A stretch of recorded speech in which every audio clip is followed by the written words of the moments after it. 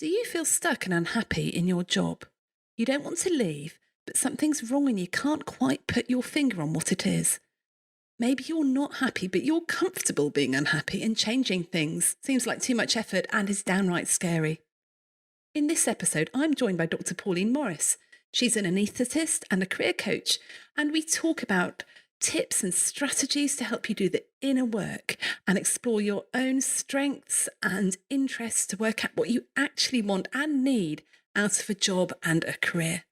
So listen to this episode to find out why we so often stay stuck in a toxic career which is making us miserable.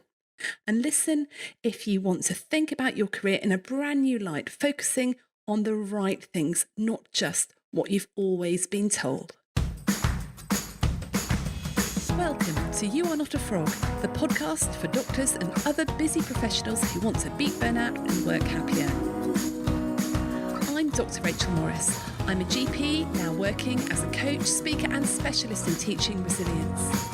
Even before the coronavirus crisis, we were facing unprecedented levels of burnout. We have been described as frogs in a pan of slowly boiling water.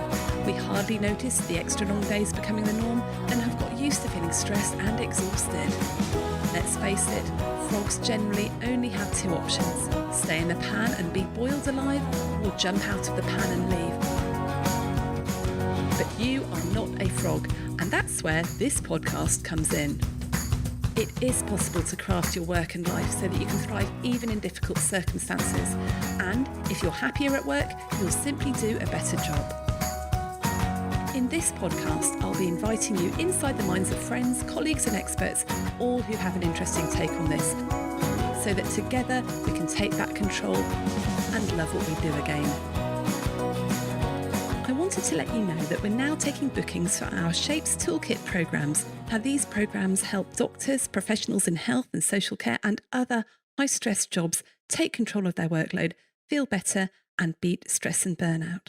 We've also got some brand new sessions on how to influence and negotiate even if you're not the boss, dealing with conflict, and how to support your team through the new ways of working without burning out yourself.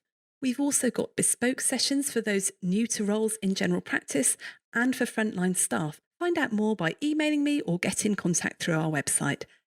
So it's fantastic to have with me on the podcast today Dr. Pauline Morris. Now, Pauline's an anaesthetist and she's a career coach who specialises in the careers of doctors. So Pauline, welcome. It's really great to have you. Thank you very much. I'm really happy to be here as well.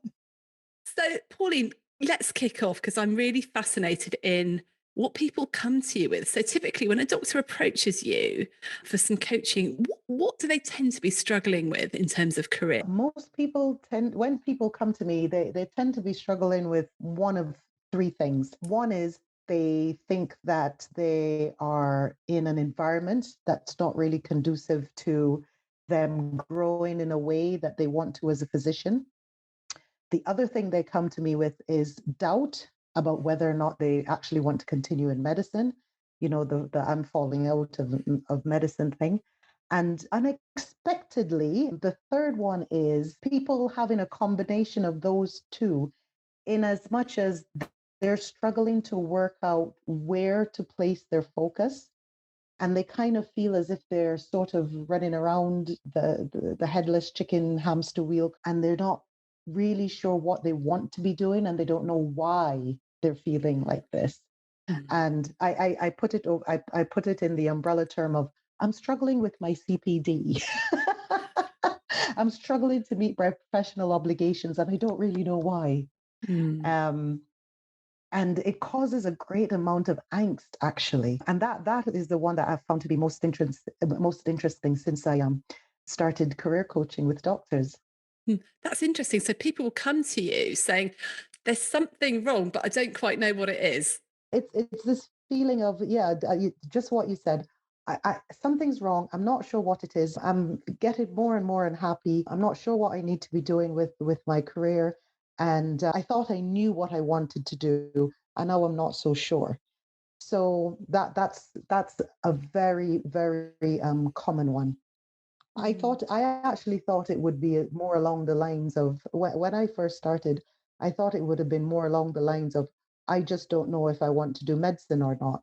But it's really amazing how many people really love medicine, really want to stay in medicine, but feel directionless, rudderless, and haven't got the career counseling that perhaps would have helped them earlier on make the decisions that would help them feel good about where they are and what they're doing at whatever place they are when they talk to me. So yeah, that's a fairly common one. It's interesting, isn't it? Because I think that we we don't ever get any career advice when we qualify. You sort of know the different tracks that you go down. So it's like surgeon, boom, that track, GP, that track.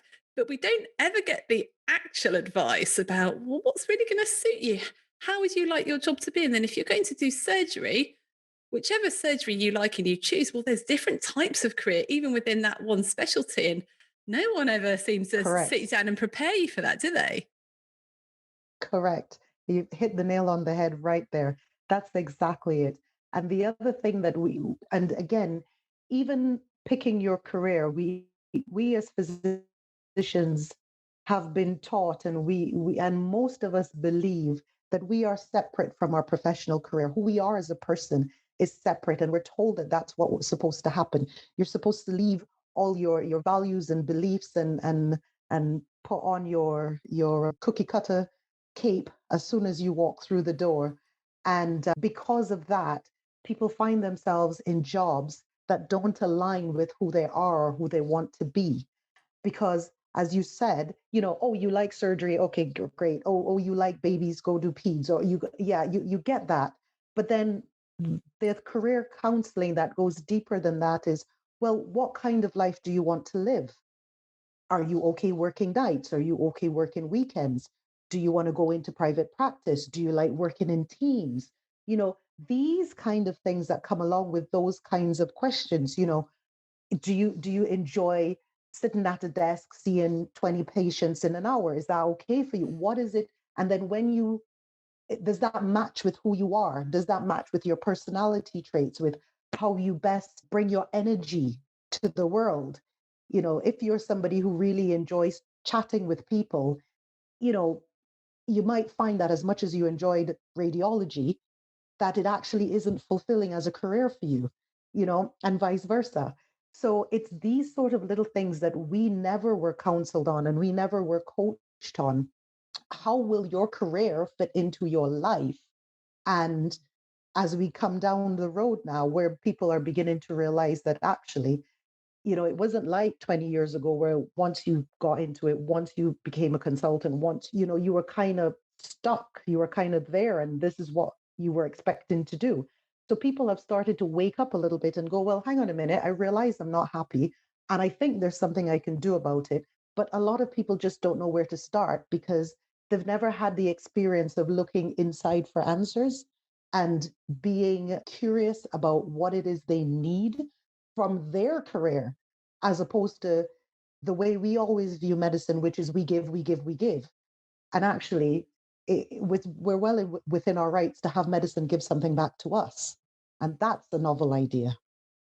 Yeah, well, it's a very powerful idea, isn't it? And all the research has shown that if you're happy at work, you do a better job. You're better at it. Yes. You're more productive at it. And like what you said, that I love that cookie cutter analogy. And we had Sarah Goulding on the podcast recently talking about the fact she sometimes felt like, one of those shape sorters you had when you were little, and you put the star through the Yeah. star hole and the round through the round hole. And she sometimes felt she was like a star trying to get through this square hole. And The square peg in the round hole. yeah, well, quite literally, isn't it? And you get yourself down there. I think the problem for many doctors, and not just doctors, but also other professionals, I would think, people that go into these sort of very high stress jobs, such as law and accountancy, is that you sort of know what that job looks like and what you need to do that job. But what you don't know is about your own strengths and values and skills. And it was a real revelation to me Absolutely. when I did a strengths survey. I was like, oh, those are my top 5 strengths. Well, that explains why I haven't quite liked that bit of my job, because actually then that bit I'm not using any of those strengths and skills at all. Why do you think we find it so hard Yeah. to understand ourselves? That's multifactorial, I think. I think one, it's for many of us, our lives as doctors were kind of mapped out for us very early on in life. And, there was you're a bit smart and you're the first doctor in your family, or everybody else is a doctor in your family. And there are those sort of things. And then there's the inherent nature of I want to help, I want to give back. And being a healthcare provider is a wonderful way of being your brother's keeper. So that means you're naturally a giving person. You're naturally seeking ways for you to make other people's lives better. And an unfortunate side effect of that is often that you neglect yourself at the expense of others. And when you get into a profession like medicine, which is thought to be so altruistic, and we are encouraged to be altruistic. There's no physician who hasn't heard the patient comes first, or sometimes you just have to leave late, start early, miss the birthday, the weddings, the funeral, whatever it is. And it's an expectation, and quite rightly so. It should be that, because there are times when you just won't be able to walk away. The problem is it's a norm, it's an expectation. It is not the exception, it is the rule. And if you look at the history of medicine, where 50 years ago, 100 years ago, when the profession of a physician actually became known as a profession, they were all males. You know, they came together in their clubs, in their groups, their wives and their servants and everybody else, because they tended to be of higher class and ilk and monetary standing. Their lives were taken care for them outside of pretty much everything else. So this idea of I will go to work and sometimes I'll just not come back was and it was socially acceptable. But when we look at who becomes a physician now, it is not acceptable to just never be home for your husband, your wife, your children, your parents, your friends, for your own self. And the way we train in medicine and the way we think in medicine has not changed, pardon me, with the way our community within medicine has changed. We haven't followed that change. So this idea of putting ourselves, um, I'm not even going to say first, but off the back burner is still challenging for us, because it's just not the done thing. And it's almost frowned upon to say that, yeah, actually, no, I'm not going to stay late today. I'm going to leave. It's not encouraged. It's not expected. When my daughter was working, does software engineering, they used to get a little bell telling them, it's half an hour before it's time to start wrapping up, get yourself home. Could you imagine that in medicine? Yeah, I can imagine the GP sitting there going, if only, bell goes half an hour before the specific end time of the surgery. And they're like, still got 3 hours to go. So it is hard for us, but we're Yeah. coming to terms with it, I think. It's getting better. I think that, this thing about our own particular, what's important to us, what our strengths are, what we want out of a career is something that we really, really need to think about, because I'm I wonder if, when you get people coming to you, do you sometimes have people coming saying, right, that's it, I've just got to get out, I've just got to leave medicine? And actually, after having some coaching sessions, it's not that they want to leave medicine, it's just that they need to make things fit them more. They need to make the job or the career that they're in actually suit their unique skills and interests. Do you find that? Absolutely. Absolutely. There are two issues here, as you said. One, we don't tend to know ourselves. We don't tend to know what makes us happy, what makes us feel energetic, joyful, what makes us want to get up and come to work in the morning. That's the one thing. The second thing is we're inherent perfectionists. We struggle with the concept of changing our mind. It's like, well, no, no, you can't whistle. You've started now. You've got to finish. And if you don't finish, it means that you've failed. You haven't completed something. You've quit. The idea of, actually, this is not working for me, so I'm going to stop, and I'm going to take stock, and I'm going to start over. is alien to us. And the idea of putting the fact that you've invested 7, 10, 12 years down a particular path and gone, I've just worked out this doesn't work for me, I'm going to go again. That is a really difficult concept for us. And actually, the system does not make it an easy process for us either. There is not a lot of respect for an ophthalmologist deciding to be a GP. Respect is probably a bad word. There's not a lot of accounting for the skills and experiences that you would have had in another specialty and deciding to go to another one. And there are practicalities to that. Definitely, that is true. But we could really be a lot more flexible about how we ask people to retrain when they decide they want to go down a different route from the one they've started on. So there's sort of three issues here. Two of them are personal and one of them is systemic. But to be fair, a lot of people never make it past one or two to actually get to struggle with number three. Because as I said in the beginning, looking internally for us, looking internally in general as people is really difficult because you have to face yourself in ways that you've never faced yourself before. And it's very challenging and it can be very emotional and it can be quite daunting as well.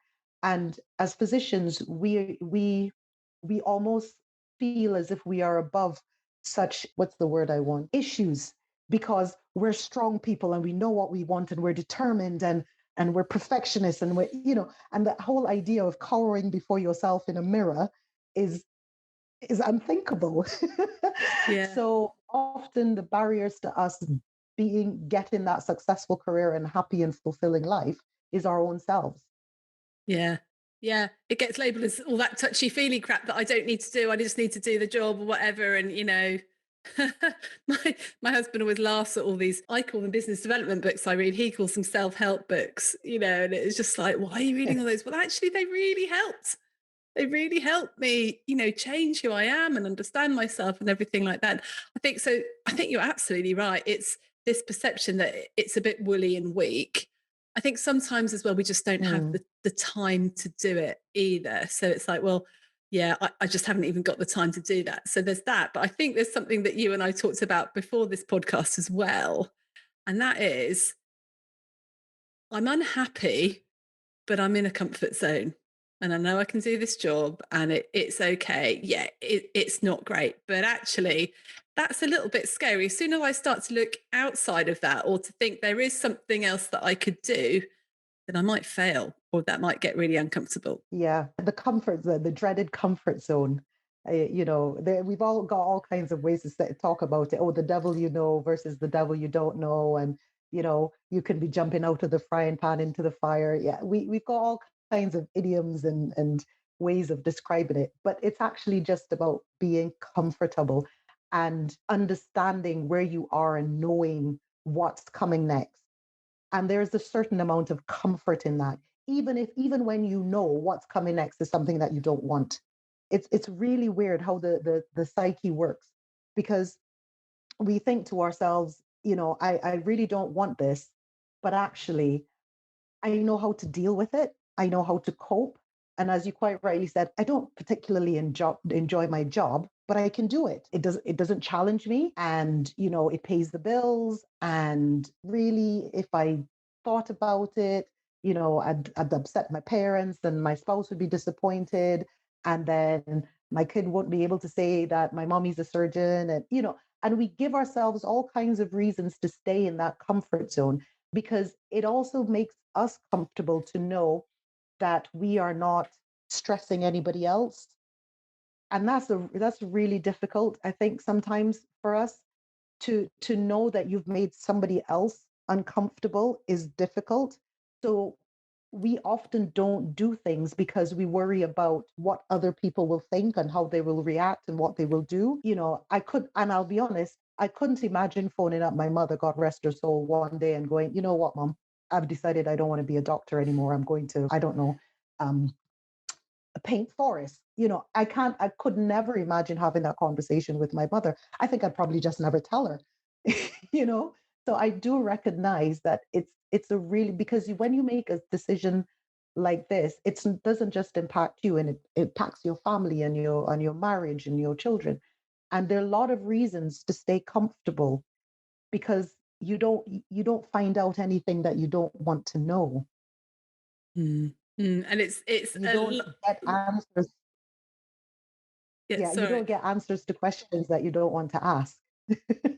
Yeah, and it's a lot more comfortable being like comfortably miserable and just whinging a lot. Yeah, But if you wanted to yeah, actually make some changes, it means you've got to be proactive about stuff, and it might fail. And then if it fails, you haven't really got anybody else to blame. At least if you're in your comfort zone, you can just blame the system and the job and it all being dreadful. yeah.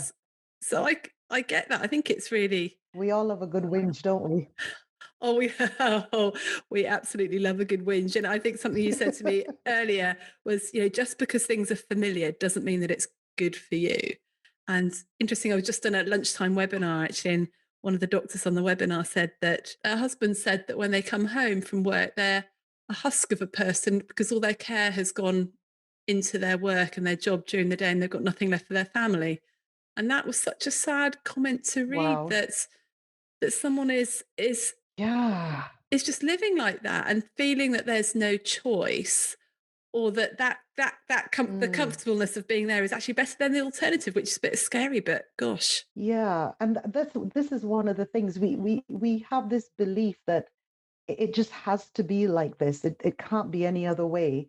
And you've only got so much love and so much energy, and you pour it all out into your job for 8, 10, 12, however many hours a day. But the thing that I would like to say is we are infinite in the amount of compassion and love that we can give. The problem is how we do it and in what environments that we find ourselves in. Because to give that compassion and that care and that love, we have to be getting something back. So whilst it's infinite, it's never ending. Your capacity to love and care is never ending. However, it doesn't mean it doesn't need fueling. And this is where we fail when we train as doctors and we train other doctors. We don't encourage people to fill their own cups. We just expect people to just give and give and give and give and give. And going back to what you said about the woolly stuff, the fluffy bunny stuff, it is important to understand what energizes you and where you get your energy from. And if you are in the right job for you, I'm not saying that you'll never have bad days and it'll never be difficult and it'll always be smelling roses. That's not what I'm saying at all. But what it means is that expression, a husk of a person, you're not in the right place. You're either not in the right environment, you're not in the right job, or something else in your life is completely out of alignment. But all of us have the capacity to have successful careers and happy lives, but it is a path, and it does take thought and deliberate action.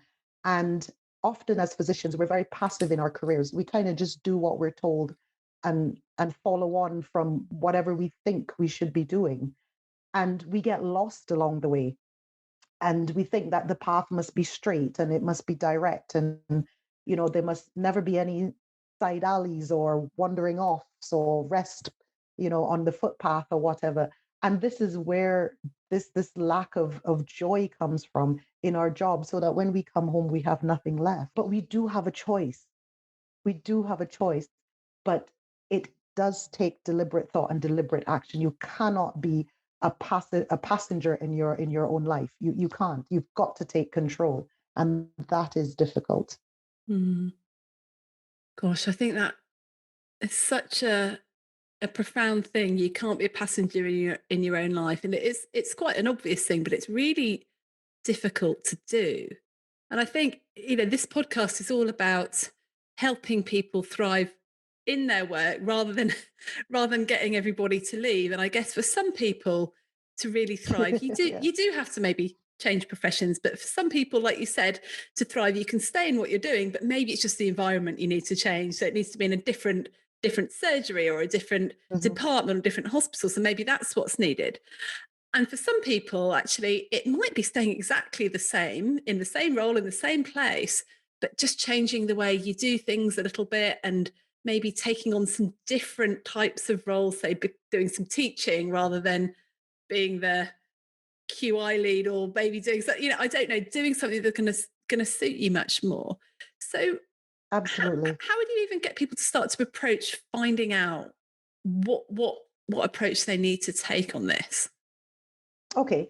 So usually, I mean, like most people who come to me, they come to me with career issues. And they're always shocked when I start with, okay, great. Tell me what you enjoy doing. Yeah. And you kind of get this sort of deer in the headlight look like, what do you mean? What do you mean? Well, I like skiing. Okay, that's great. That's a hobby and that's great. I'm glad you have hobbies. But what do you enjoy doing? What makes your heart sing? What makes you happy?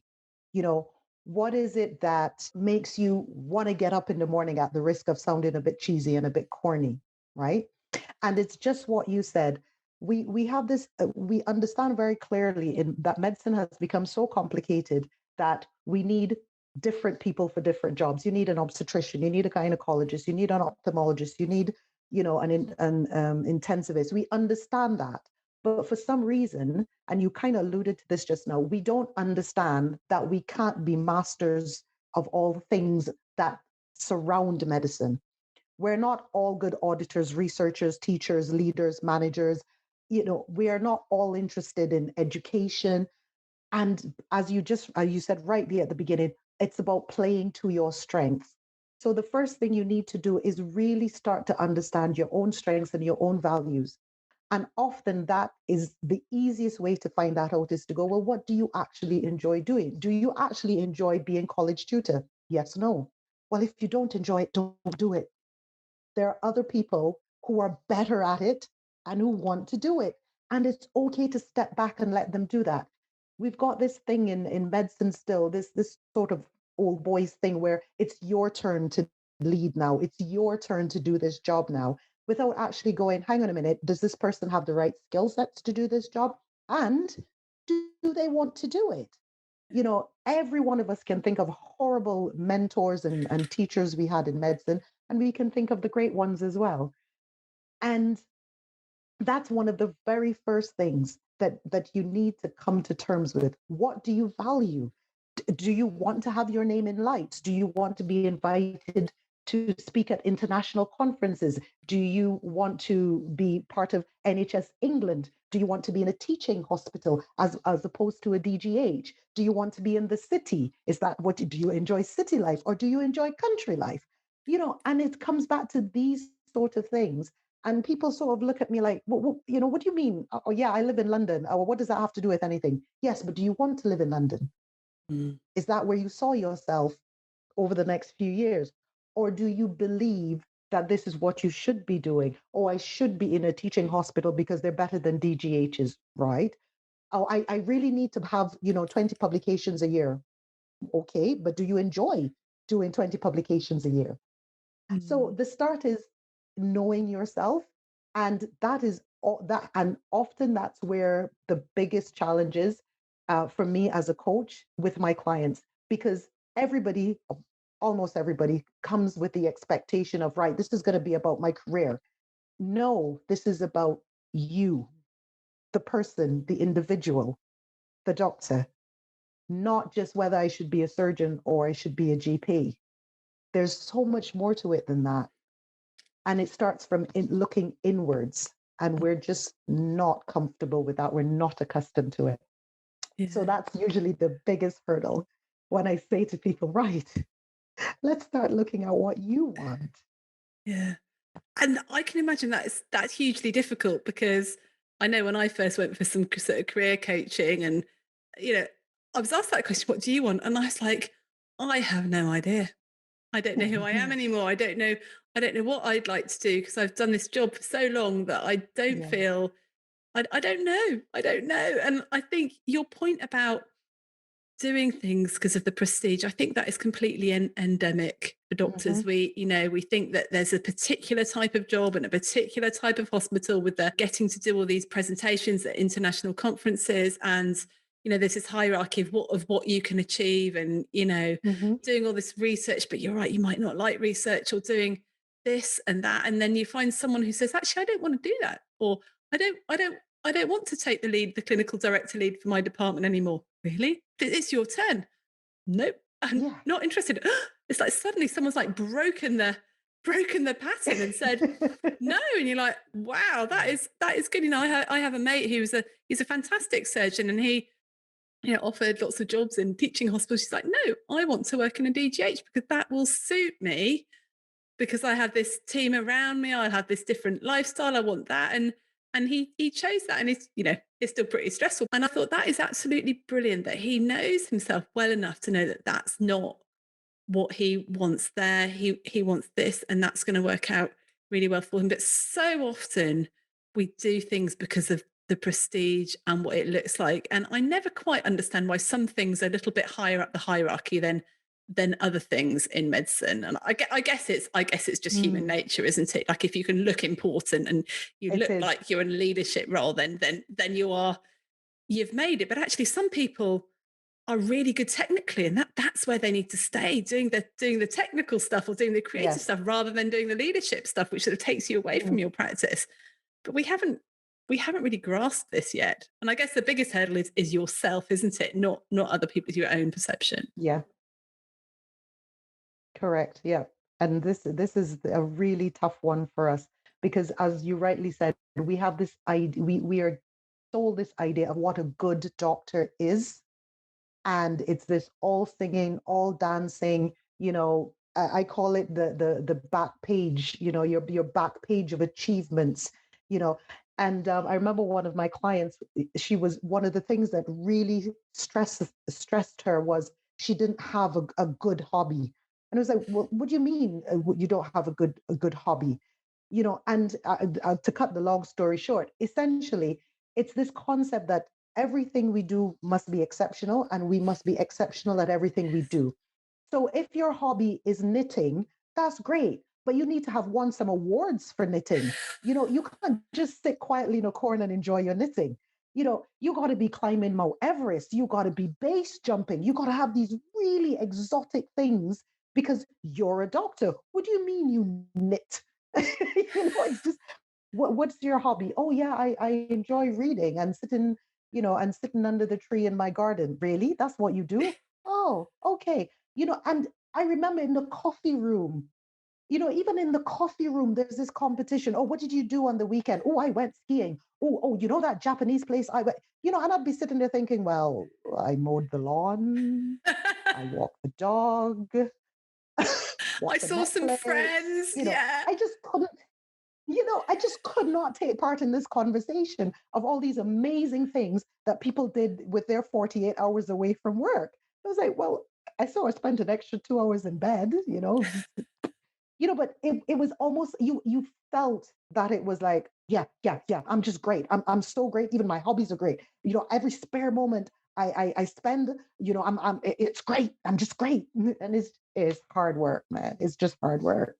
It's just I, hard you're work. making me laugh, Pauline, because honestly, I have had those thoughts myself of, I need to do a really good hobby. And actually, then I looked at I did Myers-Briggs and found out my personality profile. I'm somebody that likes to do loads and loads of different things. So I do loads and loads of different stuff, but I'm not very good at any of it. There's tennis and ice skating and running and a bit of music and a bit of singing and that. But I'm not very good at any of them. And I've been beating myself up about that. But actually, it was suddenly when I found that actually some people go really deep into one thing. Some people just like to do loads of different Hmm. things. That is okay. And like what you just And said, it's okay. just spending time with your kids or mowing the lawn or sitting under a tree in your garden looking at the birds, that is also totally fine. All okay. And with your job, just going and seeing your patients and doing a good job, that is good. That is good enough. That is good enough. And it was one of the things I really struggled with when I was a trust appraiser. I'd have these wonderful physicians at the end of the year, they turn up on time, they haven't got any complaints, they do their job well, they're really good at what they do. They may or may not be doing something else like clinical governance or medical education or something. And then I had this whole tick box of things going, oh yeah, but have you done an audit? oh yeah, but have you done a presentation? And I'd be sitting there thinking, this is ridiculous. This is absolutely totally unnecessary. And that was kind of the start of my well, no, I kind of started it myself with my own career. But by the time I got to that stage, I was like, okay, no, something has to be done. This is ridiculous. We are making people feel inadequate and incompetent just because they don't want to have their hand in every single cookie jar. It's totally unreasonable. Where else would we expect people to work like this? Nowhere else. Nowhere else do we expect people to do this. But for some reason, as you said, well, not for some reason, this it's a cultural pressure, it's a historical pressure. And it's time for us to evolve in the way we think about ourselves as healthcare providers, because healthcare provision has evolved past that kind of individual.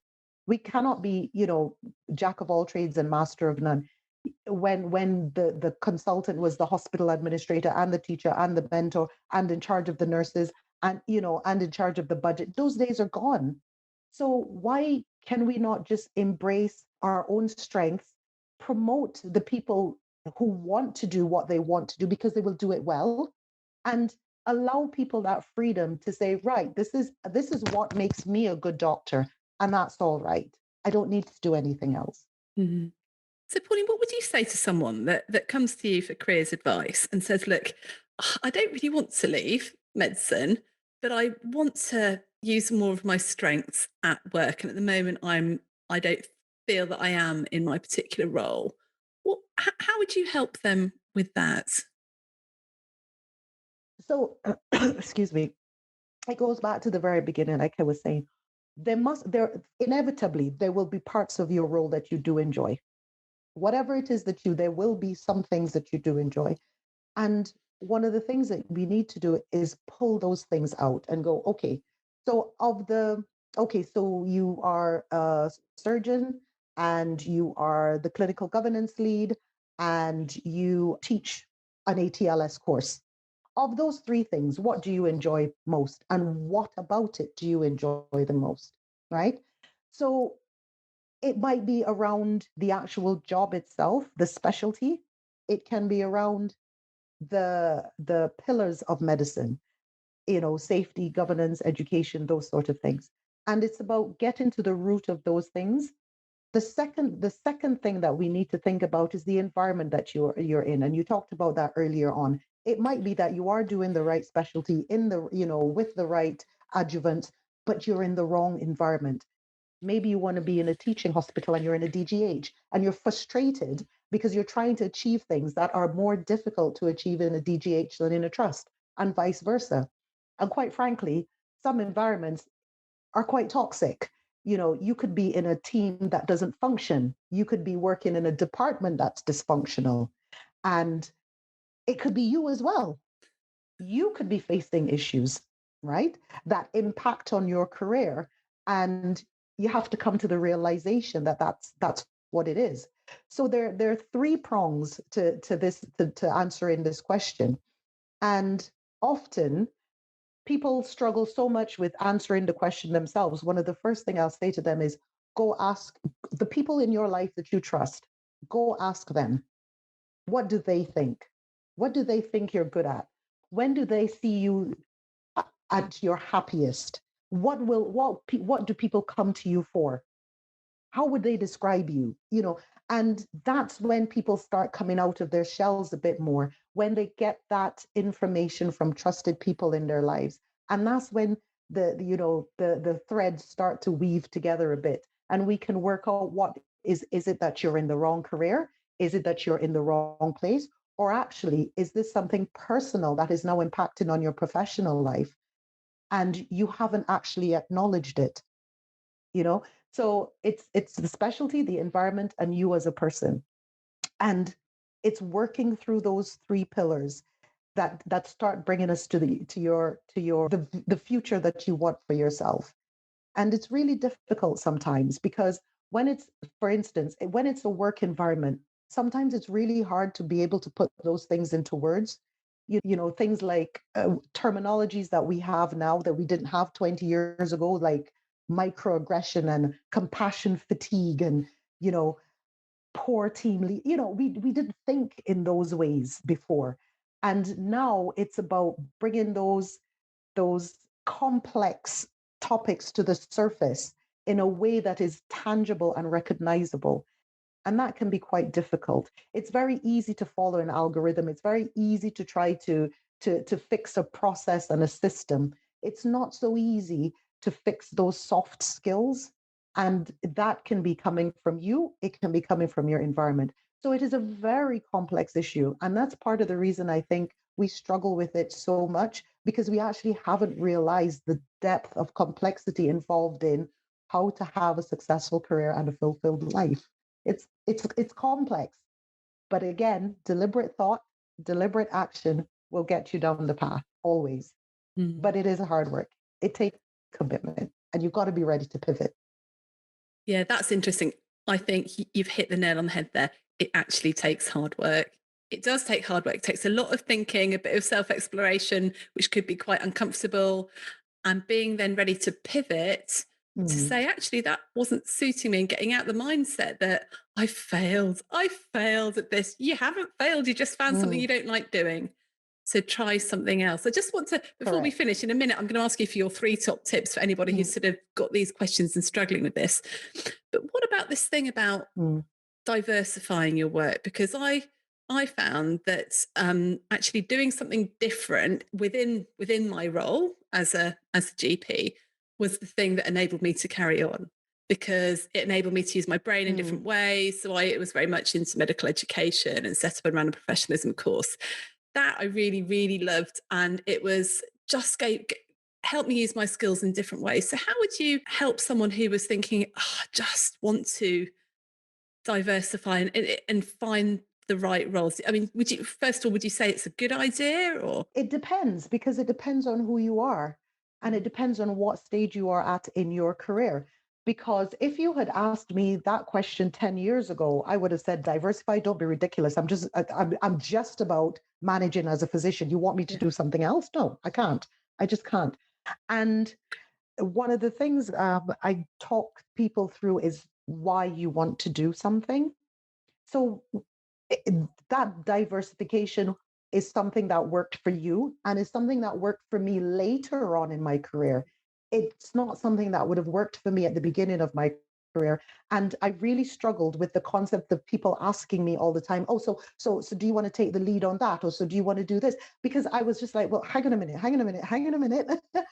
I actually just want to really enjoy being a consultant anaesthetist for a little bit. I just want to do that. And once I've got my head around it, I feel firm and I feel grounded in the sand. And now I can use that to leverage off and push off and think about how else I can work and make the system better in which I am working. But at the beginning, I found it really overwhelming and really stressful when people kept asking me, well, what are you going to do? What are you going to take on?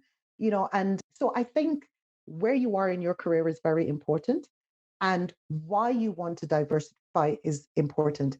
And it comes back to our earlier conversation. Are you diversifying because you feel that you should?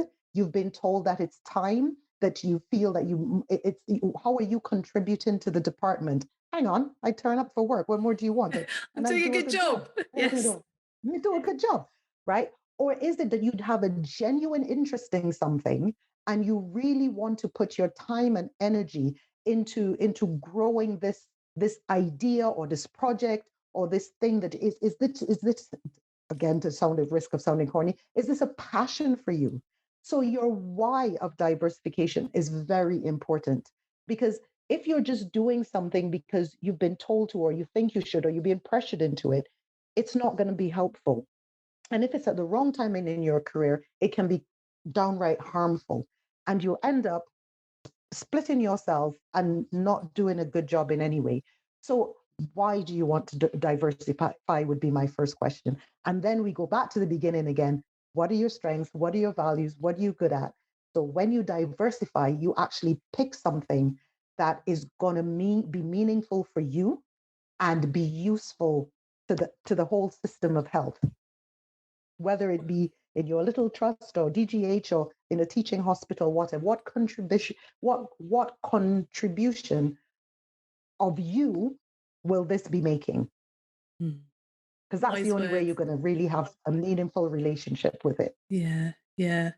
And I know you talked about this before, that many of us have these toxic relationships with our careers, thinking we ought to, we should do, we're going to stay in this exactly same stuck place because it's comfortable, even though it's uncomfortable, but it's more comfortable than the fear of doing something else. So just to finish off, what top 3 tips would you have for listeners who are feeling a bit stuck, but a bit like, I'm a bit worried, I'm stuck, but I'm comfortable?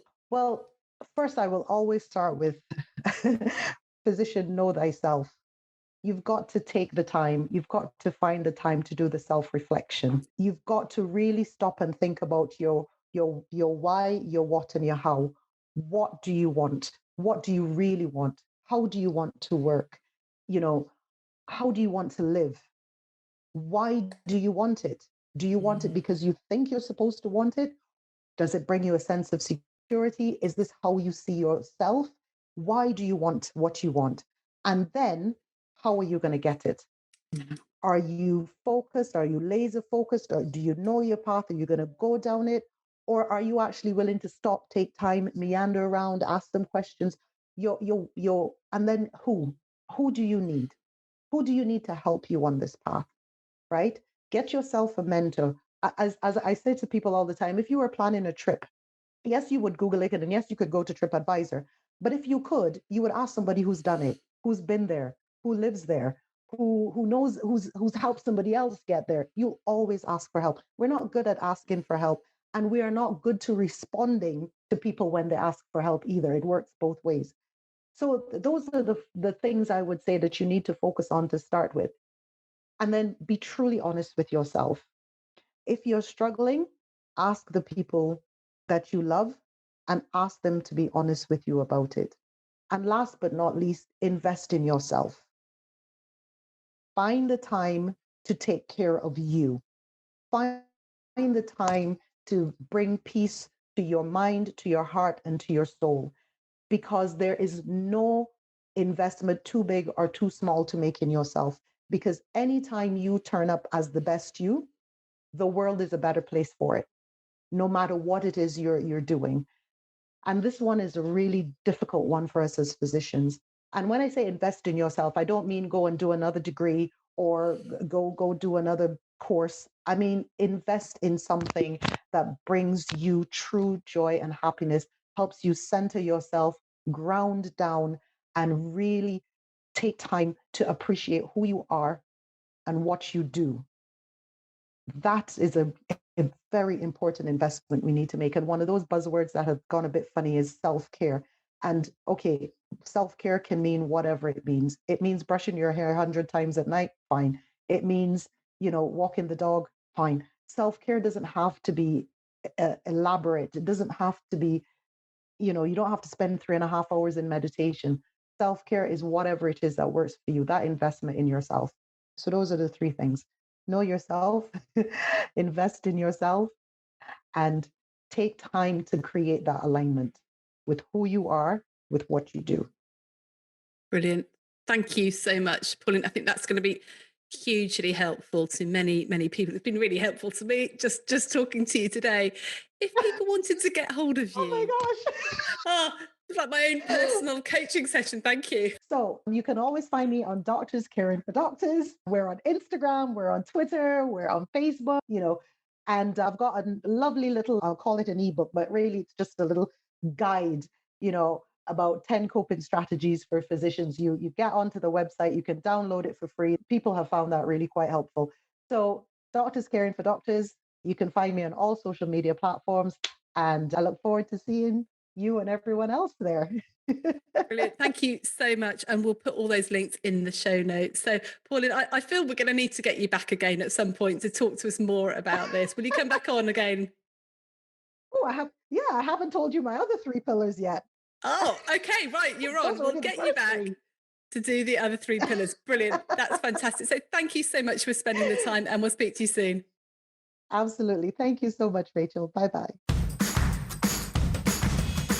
Thanks for listening. If you've enjoyed this episode, then please share it with your friends and colleagues. Please subscribe to my You Are Not a Frog email list and subscribe to the podcast. And if you have enjoyed it, then please leave me a rating wherever you listen to your podcasts.